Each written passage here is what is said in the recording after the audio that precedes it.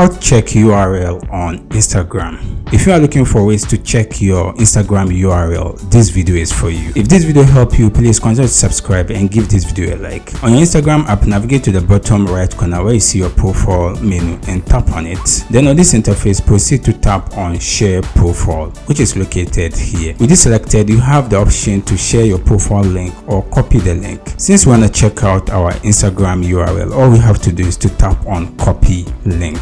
This is the URL which has been copied. In order for us to check it, we can just minimize the Instagram app off, then open any notepad that we have on our device. In this case, I'm going to open my notepad app. Then with this selected, I'm going to long press this, then make sure I tap on paste. This will paste my Instagram URL on this notepad. So anytime I want to open my Instagram profile on any browser, I can just use this URL without any problem. If you have any question, you can leave it in the comment section. I'll do my best to attend to you. If you enjoyed this video, consider check out our next video. See you in the next video.